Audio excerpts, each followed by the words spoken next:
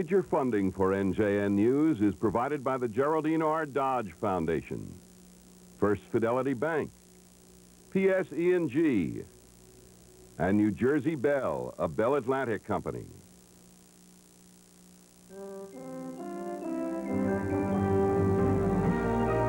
This is NJN News with Kent Manahan, Steve Highsmith, and Pat Scanlon with sport.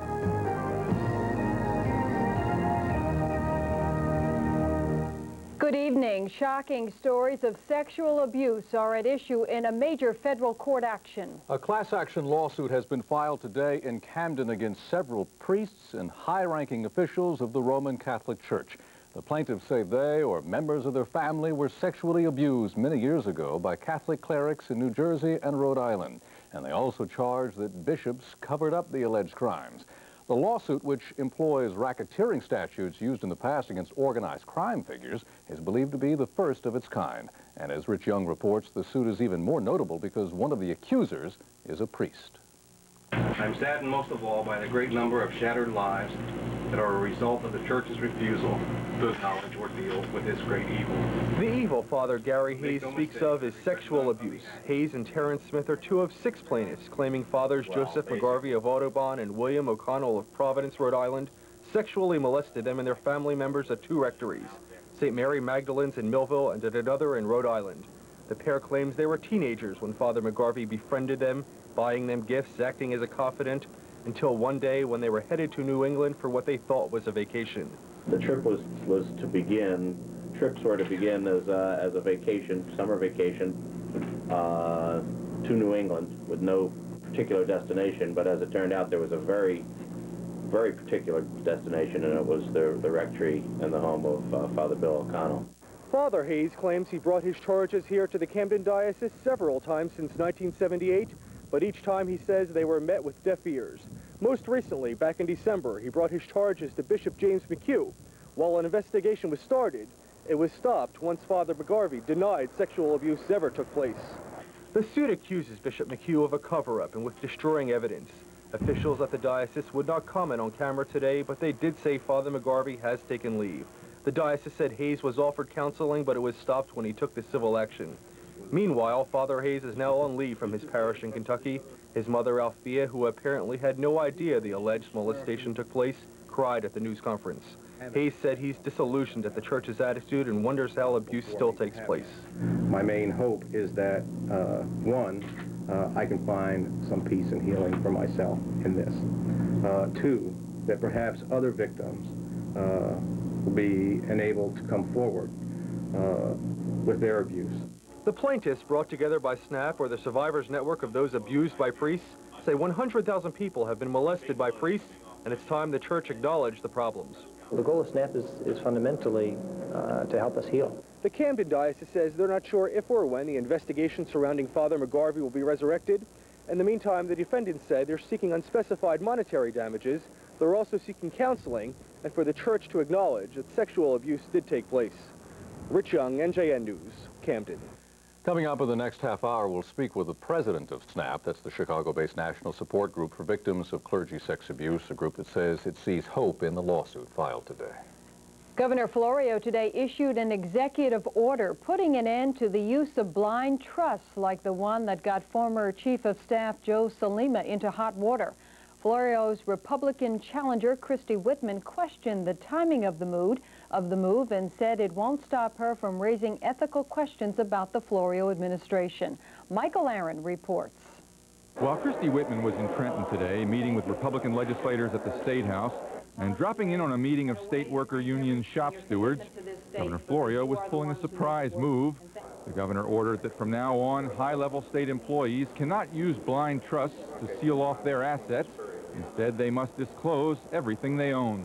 It's clear that the previous levels of disclosure and of rules on blind trust that were designed to enhance public confidence and protect state employees are no longer adequate. Standards change all the time. The public demands more.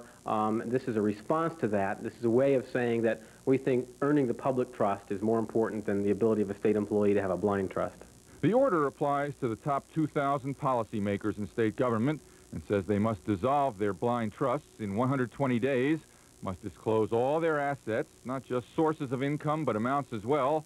And if they are partners in a closely held company that does business with state government, they must sell off that asset if the Executive Commission on Ethical Standards says so. This is the third time in a month the governor has taken a step to tighten ethical standards in the wake of the controversy over former Chief of Staff Joe Salima, whose blind trust got substantially richer while he was in office. Doing away with blind trusts is a political move in two respects. First, it's an attempt to further distance the governor from the questions about Joe Salima. And second, it draws attention to Christy Whitman's blind trust and the sizable assets in it. The Florio campaign even faxed out copies of Whitman's assets, as reported in campaign filings, with a demand that she fully disclose the amounts of her holdings.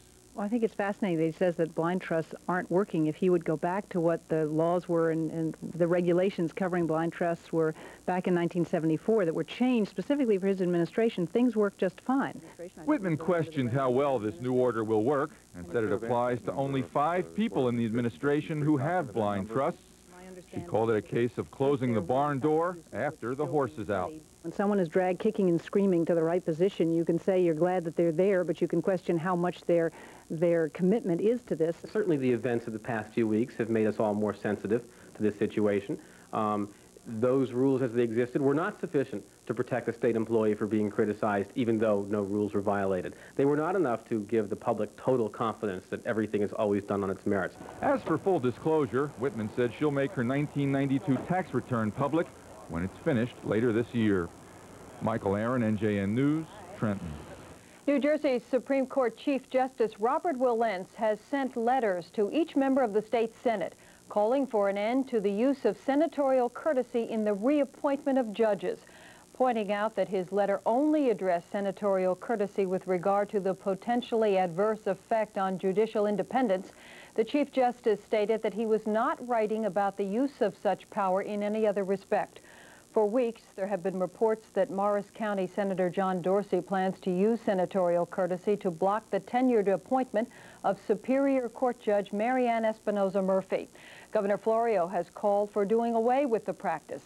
Willentz says in his letter that while he believes Judge Murphy should be reappointed, he is concerned that a judge's tenure depends not on his or her work, but on one senator. The Senate Judiciary Committee, which must consider Judge Murphy's reappointment, is scheduled to meet on June 21st and not again until after the November election. The judge's appointment terminates in September. Both houses of the legislature today had full agendas, with the Assembly and Senate taking on bills ranging from violent sex offenders to cleaning up the environment and protecting the shore. Larry Stupnagel reports. There was no debate in the Assembly today over 2 bills that would increase the penalties for violent sex offenders. Legislation by Assemblyman Pat Roma that mandates 15 to 30-year sentences for violent sex offenders and require they receive treatment before release passed overwhelmingly. The message is simply that we will not put up with violent sex offenders. If you have committed a crime, you will be incarcerated for an extended period. The bills had special meaning for Tracy Toth of Woodbridge, who had been raped by a released sex offender. She hopes the bill will help other women. I hope so. I really feel it will. I'm sure there'll be cases like mine again, but hopefully there'll be fewer. Also today, the Assembly first passed an amended Environmental Cleanup Responsibility Act that streamlines what has been called an expensive process that discouraged the cleanup of toxic waste sites. First and foremost is we wanted to streamline the process. We wanted to get applicants through the process quicker. We want the cleanups to be done quicker. We want them to be done in a more cost-effective manner. So that was the initial thrust of the bill. And the legislation sponsor in the Senate went along with the changes in the bill, assuring its passage in the upper chamber. The integrity of the bill has not been changed, which I'm very pleased with. And they have, in fact, offered a couple of commissions that will look at the risk standards and report back to the legislature, which I think is very, very valid. And environmentalists were pleased that there are commissions established to determine how clean a site should be. As there should be, there are quite a few commissions going to be studying not only the risk standard, but also just the whole different process and different aspects of the process, privatization especially. So no, it's not over by any means. And the Senate also passed that closes a loophole in the law that regulates development along the Jersey Shore. Today's bill will close the so-called CAFRA loophole. and make sure that commercial and residential developments that ought to be reviewed for its environmental consequences are reviewed, and that we continue to have the kind of New Jersey shore that we all know and love. And finally, after much debate, Senate President Donald D. Francesco saw his legislation to create a special prosecutor to investigate the Lyndhurst School funding issue pass. The bill, which is strongly opposed by the Attorney General, now goes to the Assembly. Larry Stoopnagel, NJN News, the State House. They threw condoms at their legislators. The prophylactic protest took place today inside the Assembly chambers in Trenton. Members of the New Jersey AIDS Coalition to Unleash Power, or ACT UP, expressed their discontent with the state's response to the epidemic. Several ACT UP members were taken into custody. The demonstrators say none of the 47 recommendations in the report issued 6 months ago by the Governor's Advisory Council on AIDS has been implemented. AIDS is not considered a politically popular topic. People tend to stay away from it, perhaps because of homophobia, because it does, many of the people that are HIV positive are IV drug users. They tend not to vote, but we have an obligation to pay attention to all people in the state, especially those that are suffering. Some of the legislators picked up the condoms and put them in their pockets. Totaling up the damage from yesterday's severe storm. That story coming up. And improving safety on New Jersey's waterways.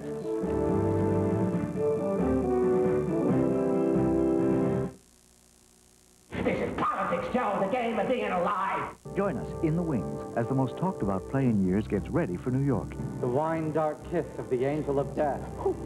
Angels in America on Broadway, a documentary on great performances. Get ready to fly with Broadway, Friday night at 10. Mrs. Nathan and I decided to support the preservation of the Dance in America series, which is a series that shows the work of most of the important choreographers and dance groups in this country. And it would be a shame if these almost historic films were just allowed to deteriorate.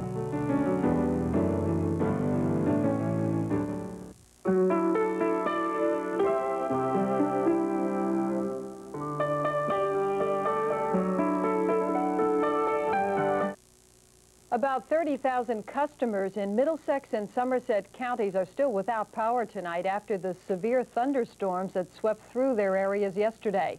And today it was the start of a massive cleanup, as Trish DeGasperis reports. The town of Bound Brook today was still under a state of emergency after yesterday's storm. Residents here say while it only lasted about 15 minutes, it packed a wallop. Well, it was 90 miles an hour. All my furniture flew off the deck. Went flying off the deck, the chairs, the table, the umbrella, went onto the neighbor's side. It was terrible, that's all I can tell. Worst I've ever seen. Early reports indicated a tornado might have touched down here, but according to the Weather Service, it was extremely high winds that were responsible for the damage. Winds up to 92 miles an hour. As you can see, this route is about 15 inches around, and this storm was powerful enough to lift it right out of the ground. We found many residents cleaning up the mess today. Residents feeling pretty lucky that the huge trees in their yards didn't fall on their houses. Yeah, as you're looking at it now, what goes through your mind? What could have been had that wind blown just a few degrees to the left. About half the town was still without power today. Last night, no one had it. Many roads were still unpassable because of downed trees and power lines. For a small town like Bound Brook, this storm was considered a major disaster, and it put a huge strain on local resources. We got a hold of the county road department. They gave us some barricades. We had help from the fire company, the rescue squad, numerous people that were volunteering, because in all the years I've been here, I've never seen so much destruction in such a short period of time. But Bound Brook was not alone. In Woodbridge, winds were so high that they knocked down this wall of a home center store, which was under construction. The wall fell on a Department of Corrections car. And in Plainfield, downed trees and power lines were everywhere. You could see trees being pushed, like squished, like a top hat. If somebody stepped on a hat or something, they were just being pushed to the ground. Amazingly, say officials, this short storm with a strong punch didn't injure anyone. Trish DeGasperis, NJN News, Bound Brook. Monmouth County authorities are now calling it an accident, a house explosion in Aberdeen yesterday. 2 people were killed and 4 critically injured when the 2-family house erupted in flames while New Jersey natural gas contractors installed new pipeline. No charges will be filed, according to the Monmouth County Prosecutor's Office.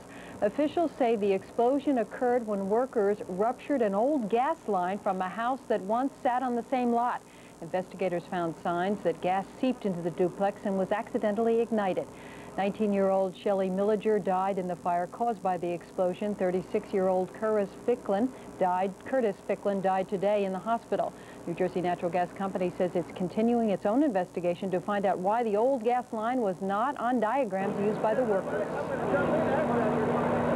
The state has moved today to junk an auto dealership it says rips off car buyers. The state attorney general charges Newark Airport Public Auto Auction with fraud, misrepresentation, and deceptive advertising. The state filed a complaint today hoping to revoke the dealership's license and also permanently stop it from ever auctioning cars again. An auto auction official denies anything was done wrong. That we sell here. We tell you exactly what you're going to get, how you're going to get it. We sell everything very cheaply. We've sold many, many cars. We've sold, I'd say, in the last 3 years, close to 20,000 cars. The complaint alleges 89 complaints. And if all I've got is 89 complaints out of 20,000 cars, I guess we've done a pretty good job. But a customer we spoke to said the car he bought there started making loud noises when he got it home. You cannot inspect the cars because all the cars are locked. Yeah. And the only way you see the car is when they bring it to the line, where they have this huge noise, and the guy, he talks so loud through those speakers, and they have this horn that sounds real hard. And if it's a noise in the engine, you cannot listen to the engine because so much noise there. State also wants the company to pay restitution to the alleged ripped-off buyers. A hearing on the charges has been scheduled for Monday. State and federal officials today launched what they hope is a preemptive life preserver. Ken St. John reports a new effort to make the ocean and Back Bay water safer is underway. It's important that when people are out on the waters of this state, that they use a good, common sense approach to boating. That's the message law enforcement officials are trying to get across during this National Safe Boating Week. The number of boating accidents are down.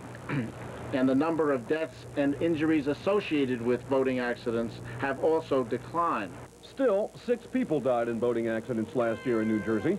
Marine Police also handled 273 non-fatal accidents and responded to more than 800 other calls of boaters in distress.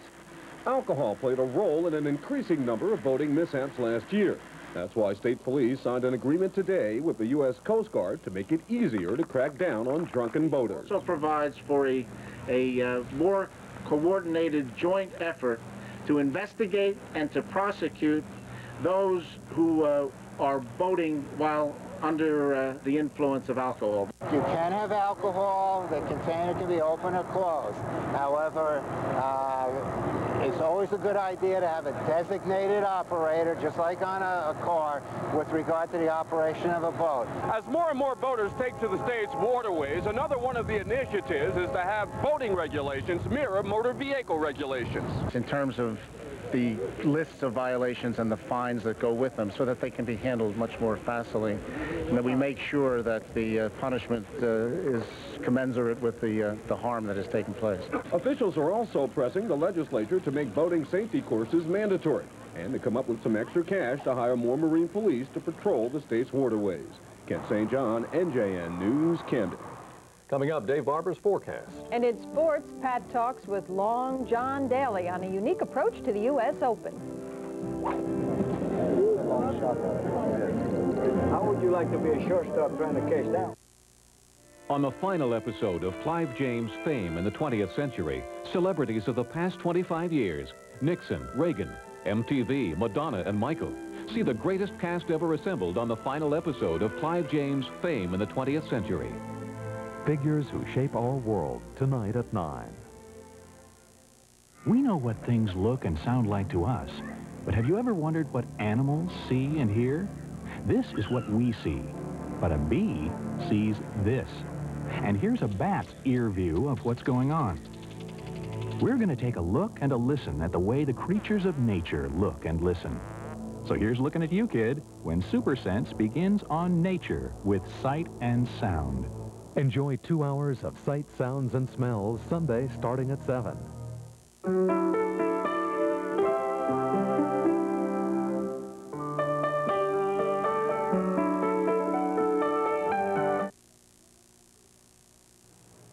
Pat's next was the sports report, and you were chasing that little white ball around yesterday, getting ready for next week? That's right, and that storm, yes, but yeah, no tips from me for this. But next Thursday, the U.S. Open Golf Championship gets underway at Baltusrol Golf Club in Springfield. One of the biggest crowd favorites will be John Daly. The 27-year-old free swinger is trying to overcome some off-the-course problems and get his often spectacular game on track. Earlier this week at a fundraiser for the Newark Boys and Girls Clubs, Daly was quite a hit.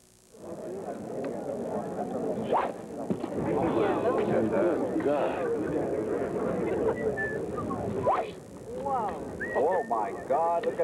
Look at the spin on that thing. I'm sorry, I can't hit balls. I'm gonna watch Daly drive it.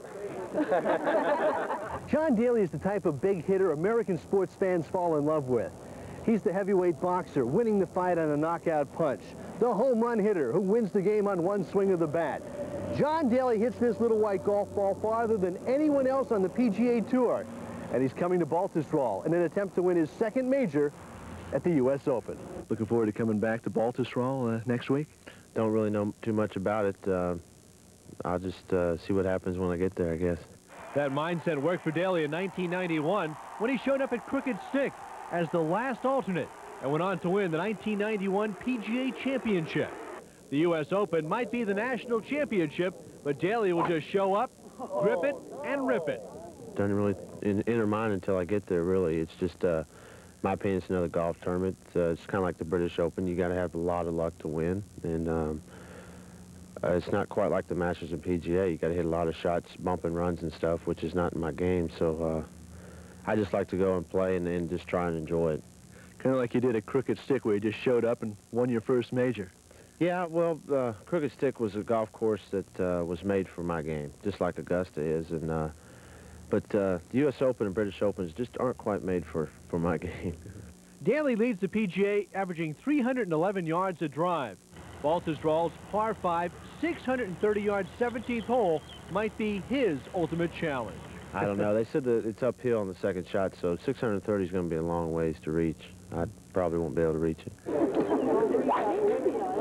It'll be the longest hole in U.S. Open history versus the game's longest hitter. Quite a challenge. Jeez. All right. Now today at Manasquan River in Brielle, the 92nd New Jersey State Amateur Championship concluded with a 36-hole wrap-up. Bob Housen was chasing his 6th amateur title, playing on his home course. And guess what? 54-year-old Bob Housen of Manasquan River did it today. Second place belongs to Jeff Thomas of Plainfield West. Paul Antonucci of Ridgewood finishing third. Bob Housen, the 92nd New Jersey Amateur Champion. The United States soccer team stunned England yesterday, beating the British for the first time since the 1950 World Cup. It was the U.S. Cup 93 in Foxborough, and New Jersey was well represented. Tab Ramos of Hillside here assisting on the first goal, setting up Tom Dooley's header for a 1-0 U.S. lead. And off a free kick for England, Kearney's Tony Miola made one of 4 huge saves to keep the U.S. ahead. How about this combo? Ramos centering for former Rutgers star Alexi Lawless, and the Herman Award winner Lawless gave the U.S. a 2-0 lead en route to a 2-0 shutout as Tony Miola made the shutout stand up with that save. That's sports. Thank you, Pat. Well, what happens when you bring a group of self-proclaimed roller coaster enthusiasts together with a new ride? Eric Luskin found out. I've already been on Batman the Ride. By now, lots of people have. According to Great Adventure officials, this looping marvel of thrill technology is even more popular than expected. But how does it stack up to other coasters around the country? To answer that question, hundreds of roller coaster aficionados, including a group from England, were given special access to Batman the Ride. For 2 hours this morning, Gotham City reverberated with their screams. Later, with the attention of nuance, one might find after a wine tasting, the experts described what their palates experienced. The engineering is just flawless. The ride is so smooth, there's no head bashing, there's no bumps.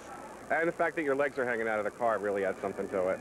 Were you afraid your shoes were going to fall off? Or, Well, not only my shoes, other things as well. It's actually as if you're flying. particularly in the front seat. When you loop the loop, all you can see is the sky. It's a real thrill ride. I've ridden over 300 different roller coasters, and I certainly have never ridden anything like Batman the Ride. When I ride a new roller coaster, or a roller coaster that is new for me, I like to ride in the front of the train, in the middle of the train, and in the back of the train, because all of the rides are a little different. So I wanted to get all of the sensations out of this ride. Today's event was billed as Batman Enthusiasts Day, and while everyone seemed thrilled with Cape Crusader creations, it was really a celebration of roller coasters. Many fans who attended a special lunch are members of American Coaster Enthusiasts, an organization dedicated to enjoyment and preservation of roller coasters in all their forms. Not everyone was batty about the new technology. I like it better than stand-up coasters, but I still prefer wood coasters. Prefer the woodies better than any other coaster. What is it about wood that gives it a different atmosphere? It's just the good old, I like the fast, rough ride. Tired of hearing all the Batman hype? Take it from those who know. This ride has to be experienced to be believed. But then, I already knew that.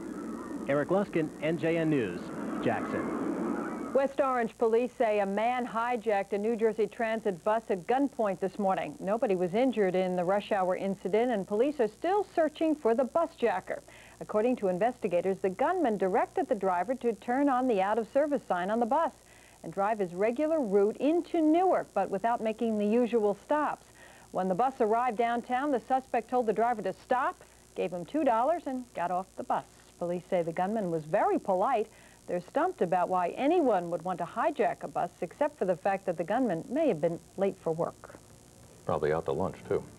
For our Channel 13 viewers, that's our news for tonight. I'm Steve Highsmith. And I'm Kent Manahan. From all of us here at NJN News, thank you for being with us, and we'll see you tomorrow. Good night.